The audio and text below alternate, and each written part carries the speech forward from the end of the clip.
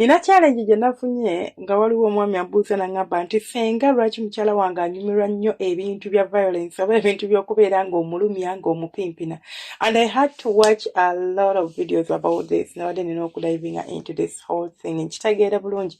Lwaki abantu, because I know it's not like nabadde sikiwulirangako, it's not like sikimanyi, naye nkimanyi nti abantu abamu balina okwepimpina kwe bayingirira okulimu ensonga z'okubeera kutuga, kukuba kibooko, kusabula mpi, you know, and even some bakola n'ebintu ebyokwefujjako amalusu, like someone n'akufujjako amalusu, ebintu kale bwe bityo. Kuno kwepimpina bakuyita okubeera nga mulimu omuntu ali submissive n'omuntu ali dominant. Nti submissive ye muntu akkiriza okubeera ng'akolebwako ebikolwa bino eby'effujjo, then dominant ye muntu abeera nga yakola ebikolwa ebyo ku muntu oli. Either omusajja asobola okusalawo abeere submissive, omukazi abeere dominant, oba omukazi asobola okubeera submissive, omusajja abeere dominant.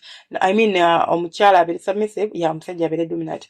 But ebintu bino eno byonna nayagadde okubitegera lwaki omuntu yandibadde anyumirwa okubeera ng'aleeta obulumi oba nga bamuleetako obulumi mu nsonga z'okwepimpina. Why would you choose this style of kwepimpina? Actually, and this reminds me, bwento bwe ngenda mbagamba wano ne bagamba nange nga tonnaba kufumbirwa musajja, tonnaba kukuba birayiro. Sooka otegeere ekika ky'omuntu gw'otwala, ojja twala omuntu ng'ayagala byakutuga, kusimba mu kiro oguwire mu bukawompo, kukusamba migere, kukufujja. But then I came to realization nti it is not really this pain nze gye ndoboozaako banze gye mbadde nga nayo mu mutwe all along. Kati era nenzirayo ne mbuuza omwagalwa ng'ono eyambuuziza ne mugamba munnange mwami gundi, wangambye mukyala we anyumirwa nnyo okubeera ng'ayagala okubeera ng'omukuba ng'omutuga, which kind of kukuba kwategeeza? N'angamba mukazi wange yagenda n'agula bukibooko ogw'amasanzu. Mukazi wange ye muntu angamba nsibe emikono onkube nga bw'obeera nga bw'ompimpina. Mbu buli bw'omukuba nga ngamba nnyo, which means ebibye kati ate biri a bit violent. Ninza okugamba nti omuntu ono alinza okuba tali mentally stable. I have to admit this. Kitegeeza nti ye okuwulira ng'anyumirwa by'omuzina alina okugatta pleasure n'obulumi, okuba ng'awulira bulungi oba okuba nga enjoying ensonga z'okwegatta. Omuntu oyo asobola okubeera, ngenda kikunyonyola mirundi ebiri, omuntu oyo asobola okubeera nga yafunako obuzibu oba bwe baali bamu introducinga mu nsonga z'okwepimpina. This is the kind of kwepimpina kwe ya introducingibwako, kwe yategeera era kwamanyi bino ebya slow, ebya mpola tebimukolera. Oba si kyo nga yafunako obuzibu nti yayitako mu mbeera ey'obulumi n'atuuka n'aguba n'agimanyira. Kati nga instead of okuwulira obulumi awulira bulungi ng'omuntu amu-inflictinzeeko obulumi, oba ng'ayagala okuggyawo oluusi ekyamutuukako, maybe balina bye baamukola oba baamukwata oba baamukuluusanya oba yakola atya. Kati ng'obutafokasinga ku ekyo ayagala afune obulumi obusinga buli bwe yayitamu, kyova olaba akusaba omukube, omutuge oba omufujjire amalusu, omutulugunye mu ngeri yonna kubanga okukuba kutulugunya. Bwe nabadde nsoma ku nsonga zino eno kye nategedde kiri kimu nti obulumi obwo bwe mulaba naddala manyi kinaakuka akoze omulimu mungi mu nsonga zino, kinaakuka etya kumubuuza bamubuuziza ddayo biki. Kinaakuka bwe butambi bwe mugenda ne mulaba buno bw'abazungu nga beepimpina oba firimu z'abazungu nga beepimpina. Zikoze omulimu mungi nti mulaba ebintu eyo, sometimes ne mwagala mu bitrying oba ne mubisitula nga mbiraba mu firimu ezo mu sinema n'obiteeka mu nsonga ze ziri mu kisenge. Ne weerabira nti eri firimu bazannyazannye, bateekamu edits, bakatinga scenes, bakola batya.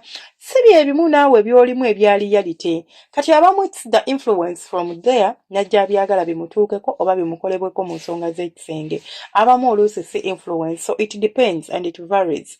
Bulumi ki omuntu ono bw'aba ayagala okutuukibwamu oba okumuteekamu. Then ekirala kye nninza okugamba nti the pain I learnt about oba obulumi bwe nategedde engeri gye bubeeramu nti omuntu akukuba oba akuspankinga like ng'akubisako kakibooko k'amasanso oba whatever kyonna ky'abasazeewo okukubisa oba mpi, but obuyi buno obw'olusaagiriro, you know, abo obulumi bw'ofuna obutinitini.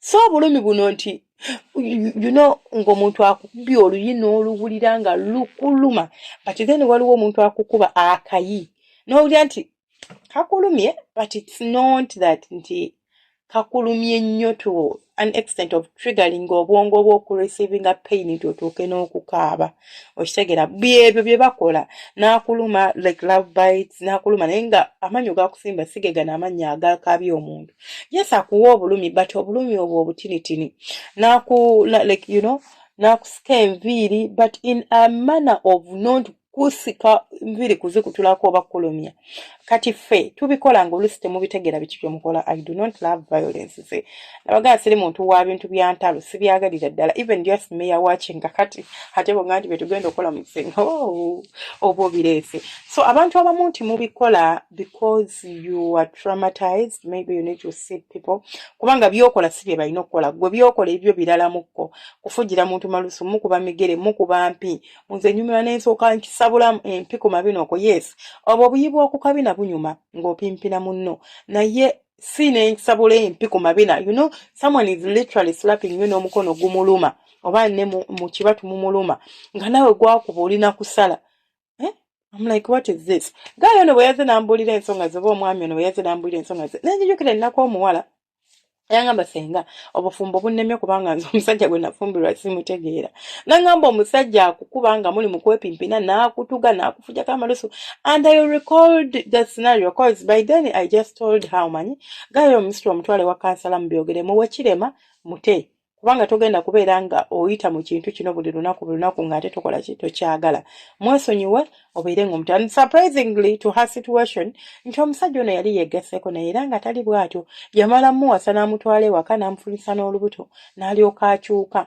n'angamba simanyi oba emize yafuna mifune oba yali aginkweka nenkitegeera nti some men asobola okukweka omuze naye ng'alina abantu be bali baabikola nabo either bamalaaya they pay extra money for that nti wabanga lutu oba ekiro kyabadde kya 20 ayinza omuwa 7 just okumukola ebyo kumusabula mpe kumufujja mu malusu mukola byonna olaba waliwo nange you people I'm telling you ebintu bino ebyokwepimpina si byangu buli muntu alina ebizibu byayitamu oba buli muntu alina engeri gy'ayagala ensonga z'okwepimpina so kyanyijukiza omukyalo oyo but eventually just to give you a little bit of update yamala n'ayawukana n'omusajja n'embeera emususseeko naye lwaki musajja kumusabula nga tajja bisobola nga tajja bigenderako kati nawe osobola okuba nga mukyalawo ye yalina omuntu oba omusajja we ng'amukola bw'atyo kati n'alemala n'alookingina mu mbeera eyo nga gwe bw'omukola nga tobimukoze alaba nga tolina ky'omukozeewo alaba ng'olinga amuzannyisa obuzannyisa so osobola okumutwalako ewa kansula ne mwogerako ku nsonga ezo naddala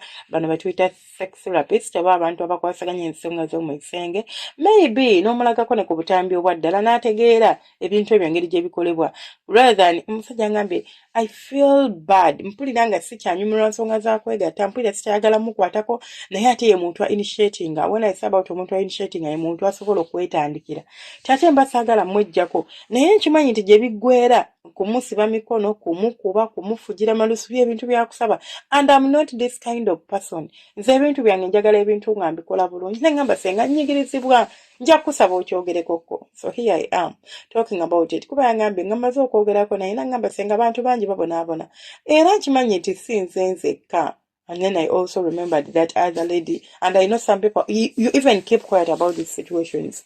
No sirika nga toyagala vayo byogerako gamba munnange kino kyempita mbufumbo kati obagambe mbuki ekyo kyoyitamu olaba nga tekinyuma musajja nakukwata ayagala kuyingira mu kabina ate nga byampaka bannange mundeke musula bulungi akuuma atakuumira mpeera tusinkana ate olunaku olulala musibe bulungi mbaagaliza akawungeezi akalungi mwenna we kabanga kawungeezi obavudde bwako bakaweeba kawonna woobondabidde omukama akunjagalire byonjagala webale kusubscribinga kulikinga no commentinga temwerabira tulina app yaffe ku Play Store eyitibwa Senga Face 256 tulina live zaffe ezirunninga buli lunaku ssaawa 2 ku 3 ez'ekiro ez'e Uganda tuba tutandika live between ssaawa 2 oba 3 mubeere bulungi mweraba omukama abankuumire ate era abanjagalire.